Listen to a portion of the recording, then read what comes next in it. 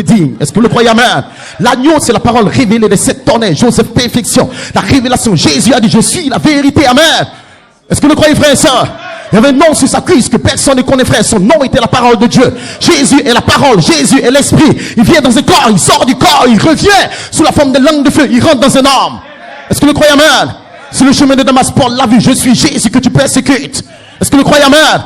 Maintenant, l'agneau peut venir de ton temps, mais il y a un temps qui vient, frère, où l'agneau parole vient avec 7 dieux. 7 dieux, c'est les 7 messages venant comme étant un message. Les 7 voix des tonnerres depuis la pensée qui se reflètent dans un homme. Alors, l'agneau doit avoir 7 dieux pour prendre le livre. Tu ne peux pas prendre le livre. Tu n'es pas digne jusqu'à ce que celui qui est digne vienne en toi. Et il a dit, je serai avec vous et même en vous jusqu'à la fin du monde. Vous me verrez. Je rentrerai en vous. Qu'est-ce qui se passe, frère et sœurs? Il se passe que dans le temps de la vie, l'espace arc-en-ciel, le temps de l'adoption, les fils de Dieu manifestés viennent, ils se tiennent devant un homme qui a déjà l'agneau. Dieu, l'esprit surnaturel descend d'un homme. Il forme sa vie dans l'homme, il forme ses vertus en homme. L'agneau roi, Jésus-Christ, lui-même l'ange de l'alliance, le Seigneur lui-même, Jéhovah, Yahvé, Melchisedec, se voile dans l'homme. Alors l'agneau a 7 dieux qui sont les 7 vertus nées dans cet homme. Il libère cela dans ton cœur. Maintenant, l'agneau en toi va prendre le livre. Il mange le livre, il reçoit le baptême de feu. En dehors de cela, tu n'es pas digne.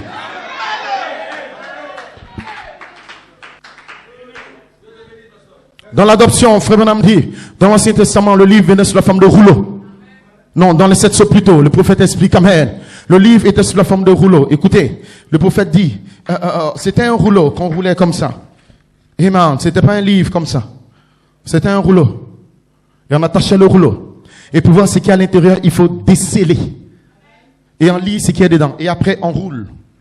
Des rouleaux. Vous dites amen. Il dit, Adam a perdu son droit à la vie.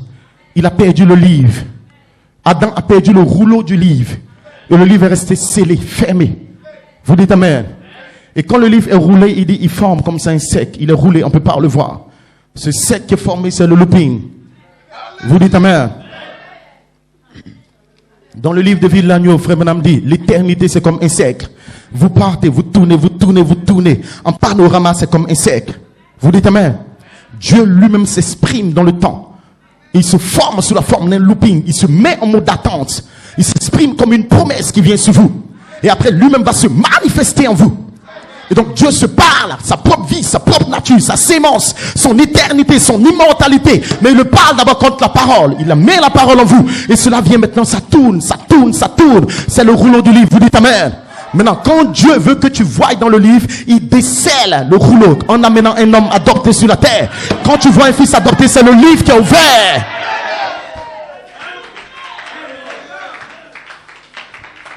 Les 7 tonnerres déverrouillent le ciel. Quand vous le parlez par révélation, l'apôtre nous dit, le livre de vie de l'agneau, le livre de vie de l'agneau, amen, c'est la parole faite chair, manifestée parmi nous.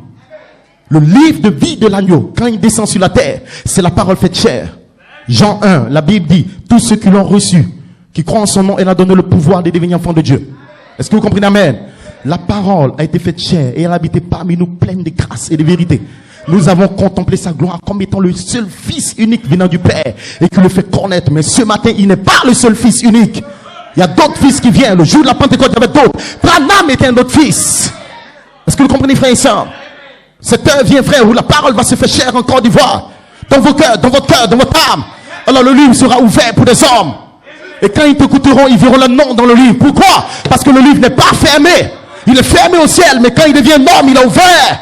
Et c'est Apocalypse 5 qui est devenu Apocalypse 10. Le livre était ouvert. Où? En Branham. Il n'a pas allé.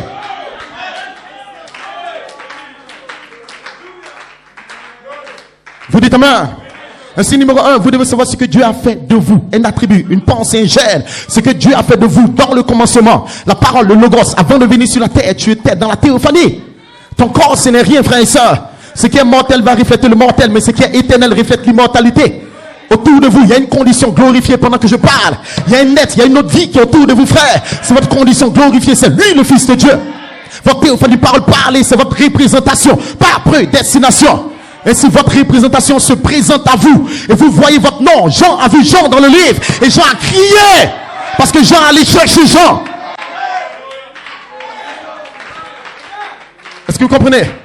Numéro 3, qu'est-ce que vous devez faire, frère? Vous devez savoir ce que Dieu vous promet dans le temps. Pourquoi? Parce que la pensée gêne, c'est ce qu'il a fait de vous. Numéro 2, il a fait de vous un corps, le logos, la parole. Numéro 3, il fait de vous un corps glorifié sur la terre. Si vous connaissez que vous êtes une pensée, que vous êtes la parole, que vous serez glorifié d'un corps glorifié, frère, toute l'autorité de cette révélation vient de votre cœur. Alors vous recevez la foi parfaite, par révélation, parfaite pour devenir un homme parfait et pour aller d'un enlèvement parfait. En dehors de cela, vous allez faillir. Tu vas faillir. Il va t'attraper quelque part. Mais je bénis le nom du Seigneur. Que ce matin, Dieu vous le donne. Afin que tu ne faillisses pas. Oh my God, amen. Est-ce que vous le croyez, amen? Que le nom du Seigneur soit béni. Ainsi, placé en position par la pleine révélation, l'ouverture des mystères, la plénitude des secrets, de la Genèse à l'Apocalypse, jusqu'au commencement, amen. Jean a vu le commencement. Moïse a vu là que la lumière soit. Dieu créa la lumière. Branham, amen, allé jusqu'avant le commencement. Il a vu l'existence, la création de Dieu, la lumière mystique sortant de cette couleur et qui se forme, frère. Toute cette révélation est venue en tant que mystère, parole parlée, pour le donner à l'épouse Oméga, afin que vous recevez la foi absolue, la foi parfaite, la foi inébranlable, afin de faire descendre la pierre des fêtes et de provoquer la première résurrection. Ce n'est pas en vain que Dieu l'a envoyé. Dieu ne plaisante pas, c'est nous qui jouons sur la terre. Si Dieu te le donne, ce n'est pas en vain. Vous dites amen. Donc tous les âges, ils ont voulu entendre ça, mais ils n'ont pas pu l'entendre. Mais il a réservé pour nous. Vous dites amen. Et maintenant, la foi est transmise ici, comme étant la personne de Dieu qui vient vers vous, amen. Et qu'est-ce qu'il va faire? Il va vous préparer. Écoutez bien. Frère Branham dit, maintenant, nous devons nous préparer, amen. Et ce message, amen. Il dit, aujourd'hui, nous allons essayer de prendre la même clé pour ouvrir ce message et de devenir un chrétien vertueux avec la statue d'un homme parfait. Un tabernacle vivant où Dieu peut se refléter.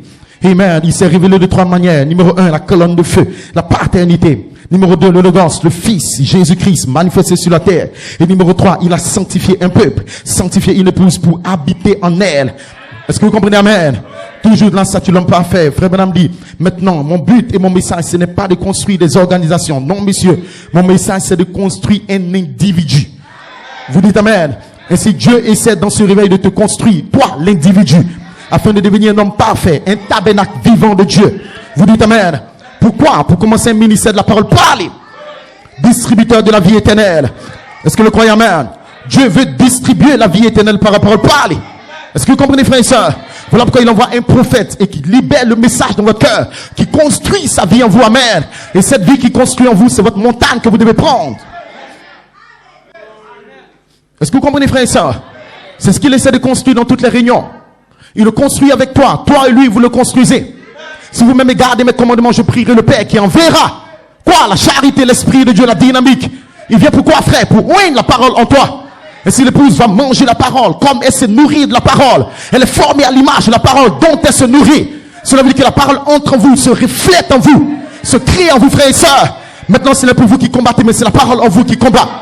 Cela veut dire que maintenant, après ce réveil, après ces réunions, vous serez quelque part à la maison au travail. Ce n'est pas toi qui vas combattre, mais la parole qui est entrée en toi va combattre. Mange la parole, fais-la entrer en toi, frère. Et la parole va se changer en esprit. Et l'esprit va oindre la parole en toi, baptiser de feu. Et la parole va combattre les démons. La parole qui combat en eux.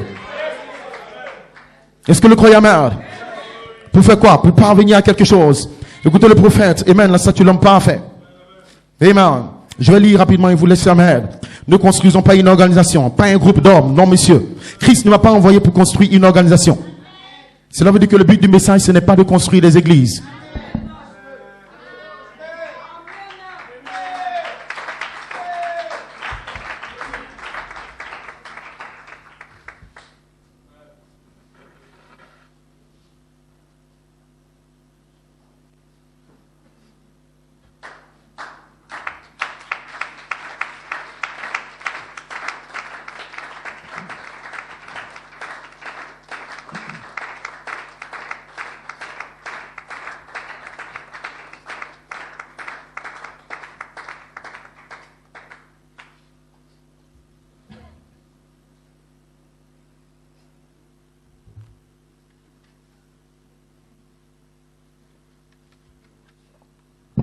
Que Dieu vous bénisse richement. Pas trop fatigué? Ok. Que Dieu vous bénisse. Pourquoi nous avons ces réveils? C'est parce que frère Branham dit, vous devez vous efforcer d'être placé avant que les fléaux ne frappent. Parce qu'ils ne toucheront pas à l'huile et au vin. Et l'huile ici, c'est la plénitude. Le troisième saut, amen. Ainsi, tu dois avoir l'huile en toi. Vous dites amen. Pas de l'eau seulement, de l'huile. Pas du vin seulement, de l'huile. Les vierges folles n'ont pas d'huile, elles seront bombardées. Mais ici, l'huile forme les vertus en toi. Et l'huile revient en toi comme étant la charité. Ne touche pas à l'huile et au vin. Écoutez, il y a un but pour lequel le message est venu, Il y a un but pour lequel il y a ce réveil. Quand vous comprenez ce but vous révélera le triple dessein que Dieu veut que vous sachiez. C'est-à-dire ce que vous étiez en lui, ce qu'il a fait de vous, et ce qu'il va faire de vous bientôt dans le temps. Frère, vous devez le connaître, amen. William Branham avait cela dans son cœur. Voilà pourquoi frère Branham avait un don glorieux. Mais il dit, je ne suis pas venu faire des organisations. Vous dites amen. Qu'est-ce qu'il est venu faire? Christ, la voix de l'archange. Il dit, Christ m'a envoyé. Le Christ, c'est l'onction de Melchisédek, la théophanie. Le logos, la parole. Jésus est mort, mais le Christ n'est pas mort. Jésus était le corps. Christ continue à envoyer. Vous dites amen. Vous, Christ vous a envoyé pour être dans cette église, pour croire un homme du haut de la chair. Vous dites amen. Christ envoie un homme pour être un croyant. Après, il lui donne un don pour prêcher. Tout le monde, croyant, frères, sœurs, les mamans, c'est Dieu qui t'a envoyé dans cette église, ce n'est pas un homme. Et voilà pourquoi ils deviennent fous. Je quitte l'église, je m'en vais ailleurs, je m'en vais. Tu deviens malade. Qui t'a envoyé? Qui t'a appelé? Dieu, Elohim t'a appelé. Pourquoi? Tu ne connais pas. Tu vas là-bas, tu vas là-bas, tu vas là-bas. Reste ici. Si on vous dit qu'il est dans les maisons, il est dans le désert, il est quelque part à Bobo, à la rivière, n'allez pas. Où sera le corps mort? La parole, cette vertu, là vont les aigles. Ils sont perturbés, ils font des années dans le message, mais il n'y a rien en eux. Pas de vertu, pas de tonnerre. Dites amen. Ils veulent la facilité, ils veulent pas combattre. Ils veulent vivre comme des démons, des membres d'église. Mais l'adoption, c'est pour des vaillants. La rédemption, c'est pour les guerriers. Dites amen. Et ce matin, je prêche comme un guerrier. Nous ne sommes pas pour dire peut-être, est-ce que ça va aller, pasteur? Pasteur, est-ce que tu penses que je vais y arriver? Non, monsieur. Ainsi dit le Seigneur. Il aura une épouse sans tache ni ride. Il aura une épouse ici à Péniel Tabernacle. Elle sera vide de sa vie. Adoptée, scellée, remplie. Dieu va le faire. Ce n'est pas par ma force ni par mon intelligence, mais par cet esprit formé en vous. Dévoiler la pleine rédemption. Assez où son frère. Vous dites amen. On essaie d'enlever les paresses et les lâches. Ceux qui veulent des révélations de seconde main, va aux adventistes. Ils vont te faire manger foutu banane, c'est bien, tu fais des dons, amen. Va aux catholiques, amen. Maman Marie va prier pour toi. Ici, c'est pour des guerriers. Ici, c'est pas je vous salue Marie, c'est je vous salue démon. Le Seigneur m'a envoyé pour prendre ma montagne. Va saluer Marie aux catholiques. Nous saluons notre montagne. Sors de là. C'est mon héritage.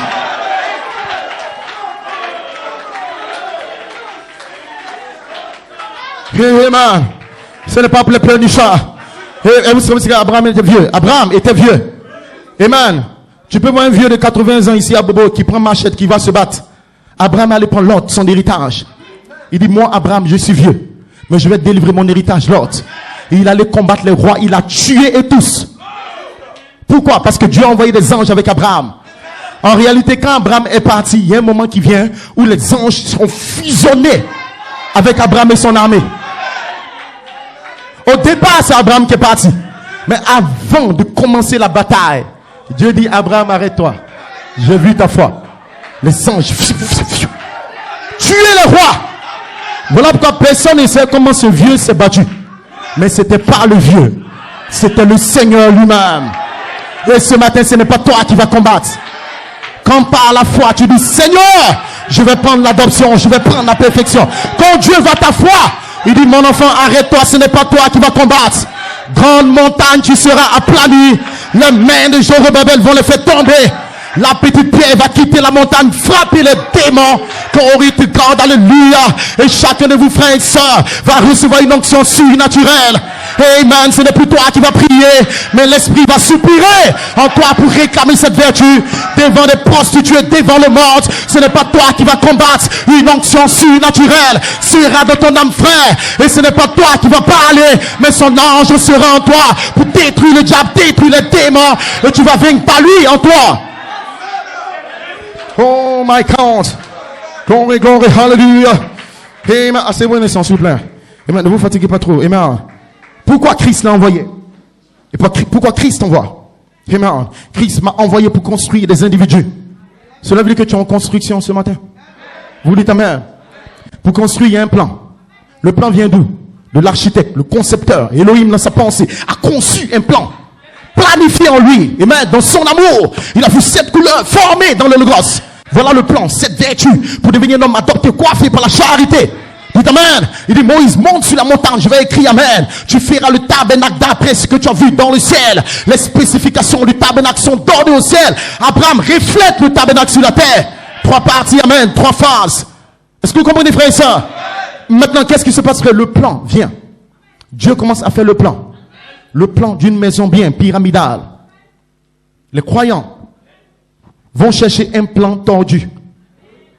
Un plan qui va à gauche, à droite. Il veut faire immeuble. Là, il veut faire 3 chambres. 3 chambres salon. Il veut faire immeuble.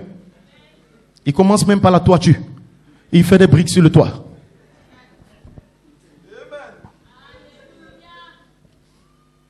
Amen. Un plan tourné par Elohim, formant sa nature en toi.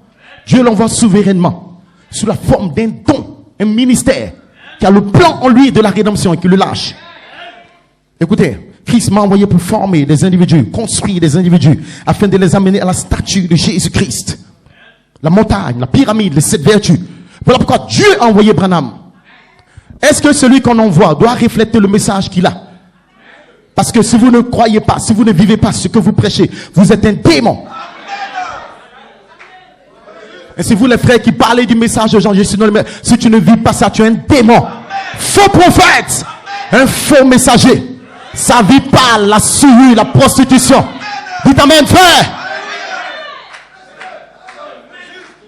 Amen. Quand c'est comme ça, d'autres rentrent dans les chaises. Non, parce que ça sort de là. Non, on rentre, on sort, on rentre encore. Mais c'est le pays, pasteur Cédric. Amen, pasteur. Ok. Je vous lis la citation tout à l'heure. Un homme qui rentre dans le pays, sa marche doit être saint, saint, saint et l'éternel. Pourquoi? Parce que quand tu vas dans le pays, le démon te regarde. S'il regarde dans ta vie que tu tournes à gauche, il appelle les autres démons. Venez. 7 x 7, 49. X 7, 246. X 7, 7. Venez! Il a quitté le chemin. Ils vont te frapper, tu vas fuir. Vous dites amen. Alors, si quelqu'un croit cela, il doit dire amen alors. Pourquoi? Parce que si Dieu construit ta maison, elle sera inachevée. Qui a déjà vu une maison hantée? Est-ce que c'est une maison? Sans manquer. On m'avait dit avant qu'il y a un immeuble qui est hanté.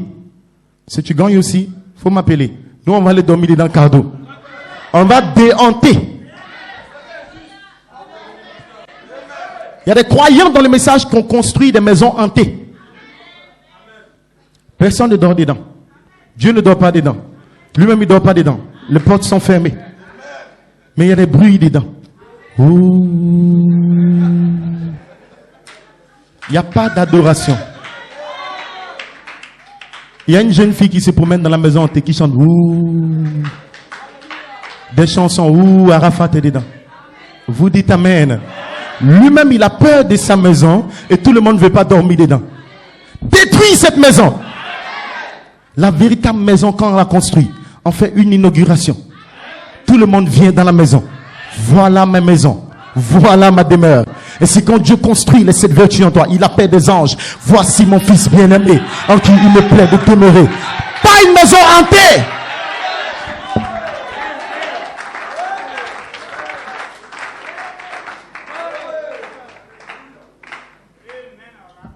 Quand la maison devient très hantée, on ne le voit pas à l'église. Ah non, l'église, il n'y a pas l'amour là-bas. Ah non, le pasteur il prêche, mais bon. Son ange là, il ne peut pas nourrir mon ange. Qui t'a révélé ça?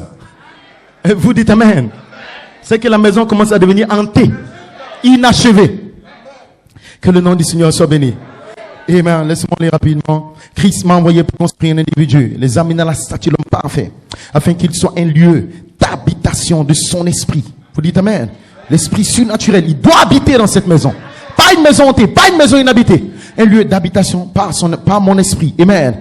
Et des distributeurs de la puissance par la parole parlée. La parole parlée, c'est le 3e pull. Dieu doit appeler des hommes, des prédicateurs. Il va les former. Il va construire en eux cette vertu.